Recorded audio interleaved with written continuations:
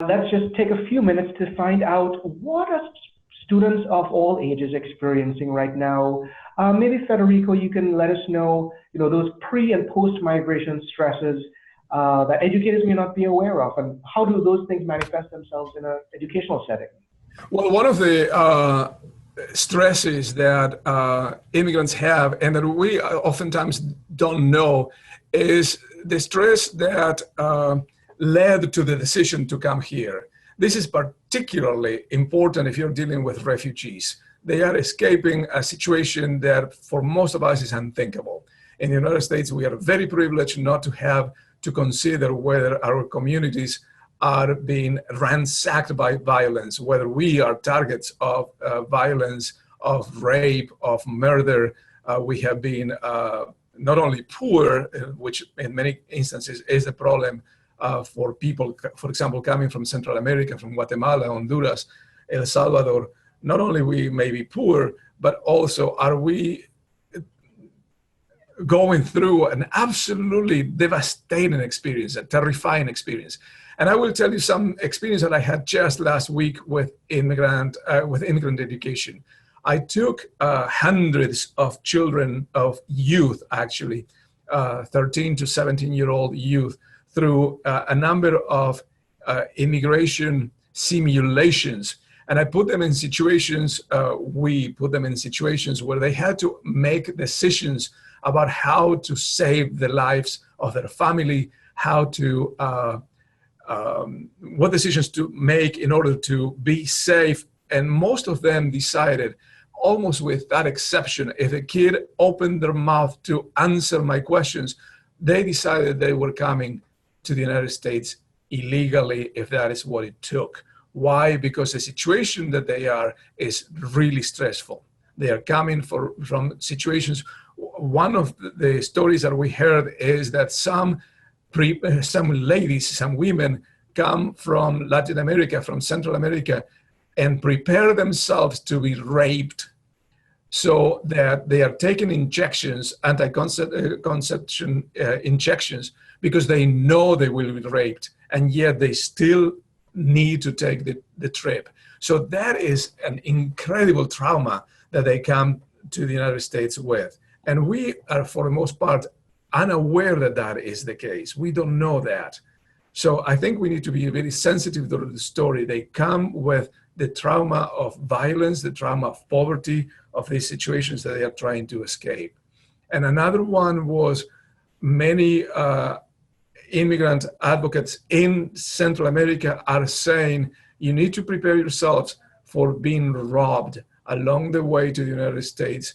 As many as 3 times a week, you're going to be the target of assault and robbery.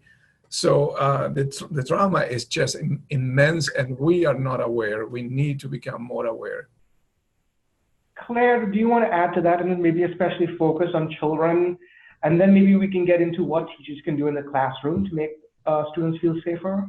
Right. I think that pre, during, and post-immigration can have a variety of traumas. And with children, I mean, these can be huge, as Federico mentioned, but they can also be small.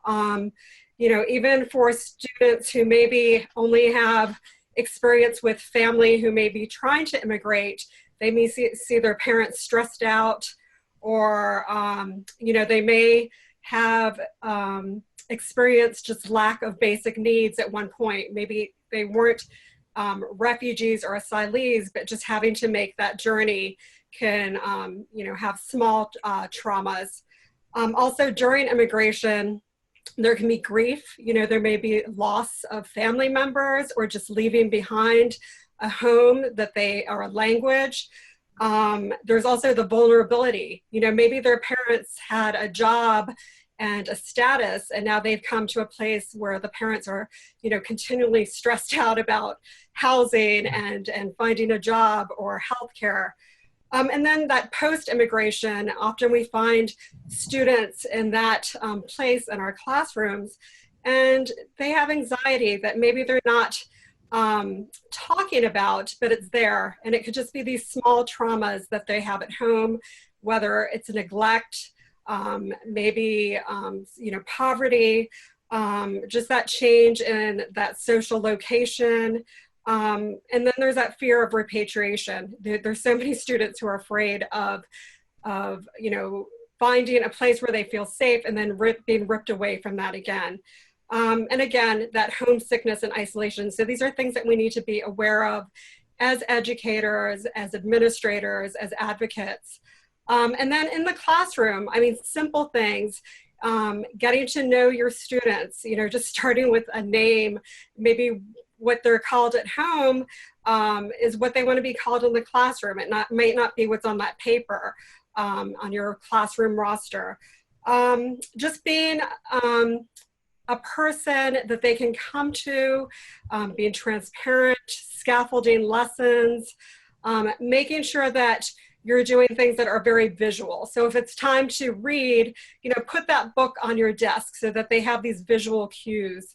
There's a lot more that I want to talk about, and I'm going to get into some of that later today, but I think in terms of classroom, just really be transparent, start off the school year talking about current events, but also linking it to times of in our US history where maybe immigrants weren't welcome. I think it's important for students to also understand the different types of push-pull factors, also the difference between asylees or refugees, or maybe a student's there temporarily because of a natural disaster. So talking about, temporary protective status.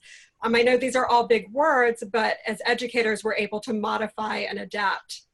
And keeping it with bringing up those discussions in the classroom, it is such a loaded term now.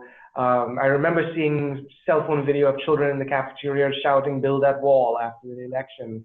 And these are incredibly traumatizing events for children of immigrants or immigrants themselves. Perhaps you both can give us some tips. Maybe we could start with you, Federico, on how do we mindfully handle classroom discussions on immigration to raise awareness, to build allies among other students, to educate them, to sensitize them? Well, in the classroom, I think that one of the best ways is to bring stories rather than data, rather than tackling the political narrative. Deal with the problem by bringing stories. You can have ESL students read the same story or a number of stories of immigration and compare them, compare the story that they are reading about to their own story, generate a conversation about what can they relate to from their personal experience to the story that they are reading. An activity that I think that is less threatening and brings these topics into the classroom is to do cooperative reading activities and have the group tackle a story and give each one of the members of the group a particular role in unpacking the story that they are reading. And I see everyone is putting resources and books, especially in the chat box. Please share your thoughts and what has worked for you. Claire, what do you want to add to that? Right. I mean, as educators, you are in the vanguard of your student success. So providing that safe, nurturing space for their, physical safety, for their emotional safety, and for their educational progress. And I totally agree with Federico. Use testimonials, use literature, use collaborative learning. I think one thing that happens to newcomers is that they often kind of get pushed to the resource teachers, but as a classroom teacher, make sure that all students understand and empathize with some of these harrowing journeys or different transitions that students have made.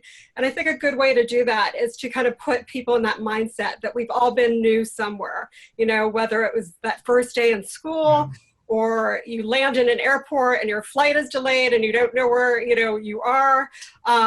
Just putting people in that space And it can be through personal narratives, it can be through literature. There's so many great resources out there. I think that also one thing we have to do as educators is to be careful with current events. Students become very emotional, and oftentimes, they're hearing one thing at the dinner table and then one thing in the classroom or at the, cafeteria. And what you have to do is make sure that you're blending these current events with other events that maybe happened a decade ago, or maybe happened a century ago, and kind of tying in these commonalities of just people feeling unwelcomed, and what do people do to, just not stand back, but to change that. Make sure students have the tools to create a welcoming atmosphere, because like I said, maybe at the dinner table, they're hearing their parents say one thing, and at school, they're experiencing something else. So give them those tools as an advocate, as an educator, as someone who's learning along with your students. I think that you need to be open to, not every student is going to tell you every single detail, and some days they may be completely just disconnected. Don't force it. Just understand where every student is coming from. If misbehavior is happening, step back, make sure that your goals for learning are understood, not just for your newcomer students, but for all students. Everyone has stresses in their life, as I mentioned, but for students experiencing, trauma of immigration, these can really be huge and cumulative. Yeah, I want to just wrap up this conversation to get maybe one point from each of you about what our attendees can do to maybe prompt people in leadership wherever they are, to ensure that immigrant concerns are considered in whatever kind of programming they're in, how their organizations, their leadership can be advocates for immigrants. Maybe just one tip from each of you, Federico?